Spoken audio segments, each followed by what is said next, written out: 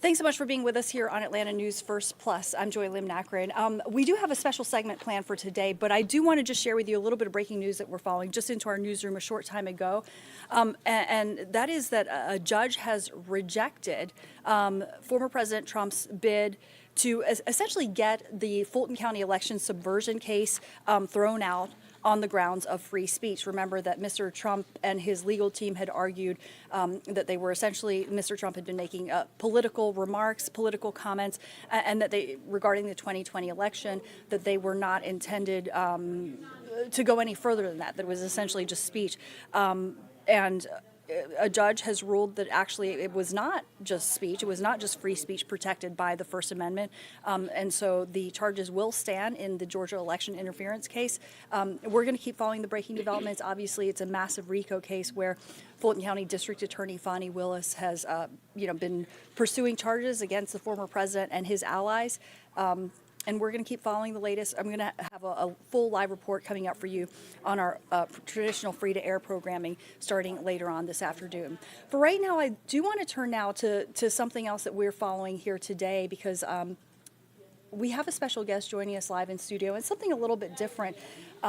We have with me today Beth Lehman, Mary Elizabeth. We call you Beth. Thanks so much for being with us. And you know, Beth, I want you to know on Beyond the Headlines, a lot of times we go beyond the headlines. We kind of break down some of the top stories. A lot of times those are legal type stories, and we go a little bit deeper. Well, I invited you here today because your story really touched me. April is Alcohol Awareness Month. It is also Donate Life Month. And both of those issues are very close to your heart because you survived liver cancer, which was essentially alcohol-induced, because of an organ donation. So I can't imagine what it must be like, but you told me you were essentially planning your funeral. That's right, Joy. Yeah, it was, as a matter of fact, April's a big month for me because, as you said, it is Alcohol Awareness Month. It's also Donate Life Month. So if you've had alcohol issues and you've received an organ transplant, this is the month for you, right?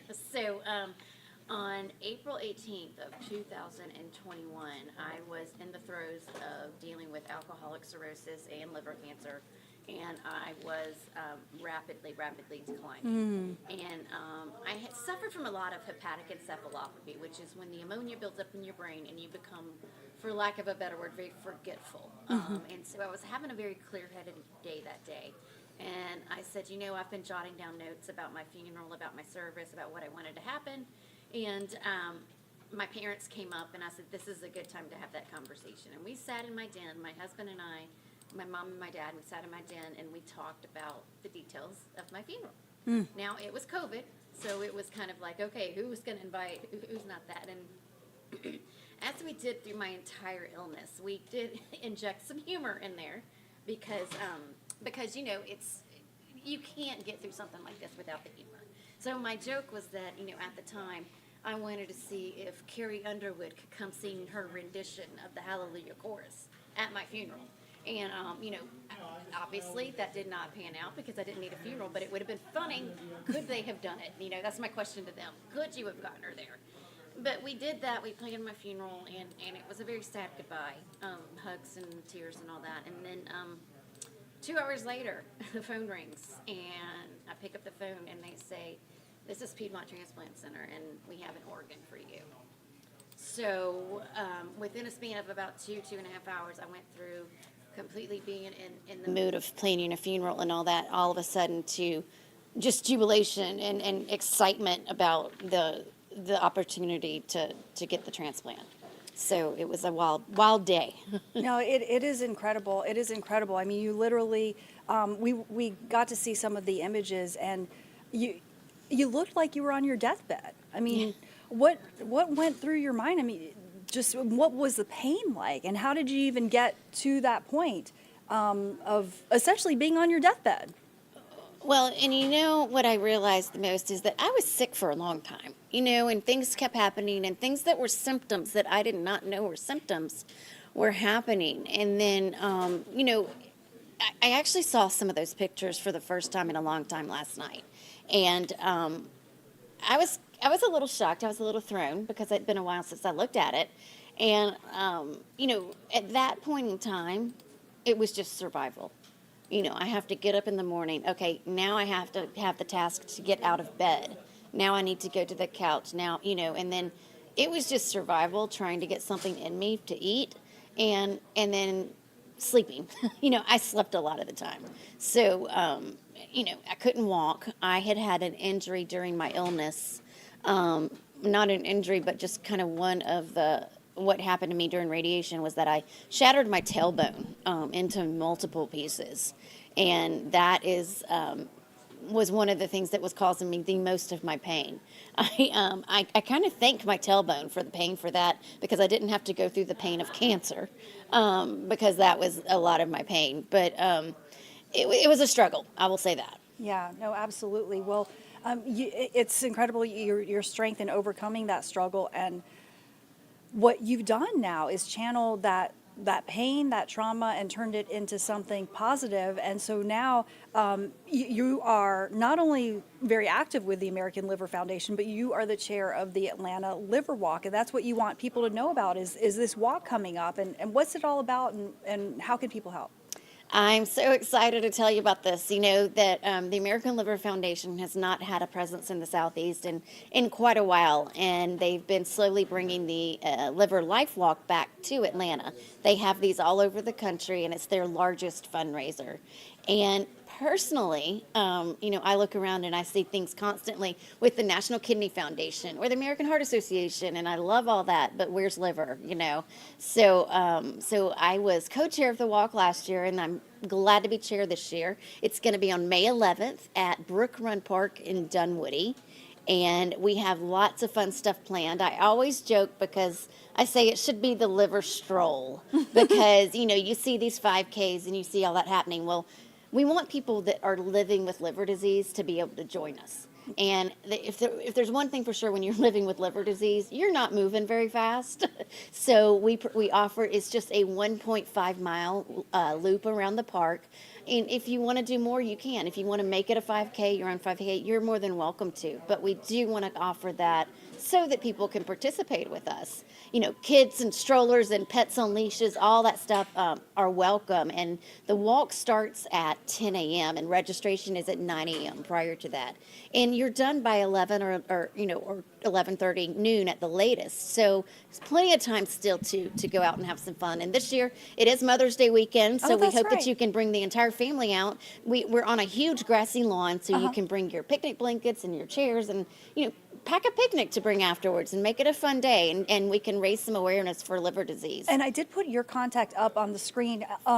So people should actually email you if they want to learn more about this, right? Yes, they can email me directly, and I will get back to them, and I can send them to the website on how to register. It is great if you can pre-register, but we will have on-site registration as well, and there is a $20 registration fee.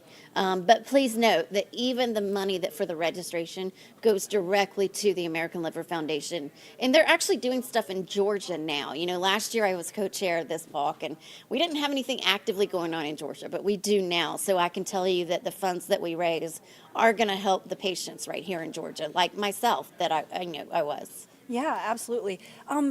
What else do you want viewers to know here today? Is it about the importance of donating? It's a little of everything, I suffered from alcoholism for a long time, and you're never cured of alcoholism. I say that the transplant fixed my body, right? It didn't fix my mind. So it is still a daily thing that I have to work on. But when you start to get to the point where you're making yourself sick, and the symptoms are that of your alcohol is starting to affect your liver, please just go see a doctor and, catch it before it gets to the point where I was. Liver cancer is not a very fast-moving cancer. And when they found mine, I had over 5 tumors left already. So I was probably walking around with it for two years, Wow. maybe. And so, and the other thing is that liver cancer is primarily detected via imaging. Okay. So there's not a blood test or anything like that. There's supplemental tests like that, but unless you get like a CT or an MRI of your abdomen to confirm it, it's not detected some of the normal ways. And I don't know about you, but I don't know a lot of people that are going around getting CTs or MRIs of their abdomen. Right. So, so if you have symptoms, please go see a doctor. And then please register to be an organ donor. This was not something that I thought about. I'm so old. I just turned 50 last week, so y'all bear with me. I'm not far behind. That they gave you a $10 discount when I was signed up to be an organ donor with my license. They don't do that now, but and it was something that my family, we just did it because it was the right thing to do, right? And then fast forward when I needed my organ, and a lot of people are scared. There's a lot of myths out there. I want to be able to say that, being an organ donor is on your driver's license, that doesn't mean you're not going to get care if you're in a car wreck or something. But the life-saving gift that I got will be with me forever. And I feel like what I'm doing now not only helps the community that I'm around, but also helps my donor's community, wherever his may be. I don't know a lot about my donor. I know that he was a male that was 43 years old from North Carolina. So I do a lot of stuff, and I sign it with an M43NC. And so with what I'm doing also honors him, because he made that gift to be able to save me. And, it's part of him is still going on. So I do it for that as well. No, that's beautiful. That's beautiful. I so appreciate you sharing your story. And just a reminder for everybody, and let me pop up the graphic one more time for them to reach out to you if they want to attend this walk. You sure you don't want to drive people to the website directly? You want them to email you? Well, we can put the website up there. That's fine. If they have questions, they can email me. I think I have given you the link to it, but I can also just say that it's liverlifewalk.org and then /Atlanta. Or if you just go to Liver Life Walk, and you could scroll to the bottom and choose Atlanta, that's great. I hope that people can go in there and register. You can register as an individual, but it will also ask you if you want to join a team. And if you out there, if you don't have a team and you want to come walk with me, then I would love for you to come join my team. My husband and I, Tony, our team is Layman's Hepatic Heroes. So, if you want to be able to walk with us, feel free, and let me know you're coming so that I can do that. It's liverlifewalk.org. Yes. Liverlifewalk.org. Great. I think the website. I think you've got Joy. /Atlanta. I think you've got the website up right now, and liverlifewalk.org/Atlanta. Yeah. People want to get involved. So come out, and like I said, it's going to be a fun day. So far, I have got one of those. Bear with me, 360 photo degree booths with music and photos. So come get your photo taken. And then we've got caricature artists, balloon twisters, face painters, and then a DJ with live entertainment. So There's a lot to do. and then there may be, I'm just going to put this out there, a visit from the Dunkin' Donuts cruiser in the beginning, serving coffee and hot coffee and iced coffee right there in the very beginning. So come on, and I wanted to also say that this park that we're having the event at is a full-service park. If you've got kids, there's a great kids' playground there. There's a dog park. There is a community garden. There is a skate park. And on the weekends, there is a farmer's market there. So sponsored by the Homeowners Association. And if the weather's okay, that should be going on as well. Awesome. So lots to do. Well, it sounds like a great time. We thank you so much again for joining us. I'm going to pop your contact one more time if people want to reach out to you. It's there, melizabethlayman@gmail.com if they have questions about the Liver Walk. Absolutely. Apologize. Now we are showing some irrelevant video, but that does go to our next story that we want to tell everyone about. And I am running these machines while we're having these conversations, so sometimes things do fall through the cracks here, but those images are just incredible of what you endured and the fact that you are now here to share your story and tell us all about it is honestly so incredible. So thank you so much. Thank you so much for being with us. Thank you, Joy. Thanks for letting me tell you about it. Thank you. Thank you. Before we let our viewers go, I do want to just remind everyone that we are following the latest new developments regarding the massive election interference case against the former President Donald Trump and his allies. And breaking a short time ago, a judge has rejected the bid to get the case dismissed on the grounds of free speech. Again, just to recap, Mr. Trump and his legal team tried to get the case dismissed, alleging that Mr. Trump's remarks about the 2020 election were protected political speech, protected by the First Amendment of the Constitution, and therefore the case should be dismissed. A judge has denied that. The case is still going forward, this massive RICO trial expected to get underway. And we're going to follow the latest here on Atlanta News First and Atlanta News First Plus. So stay with us as we keep following all the latest developments. Thank you so much for being with us.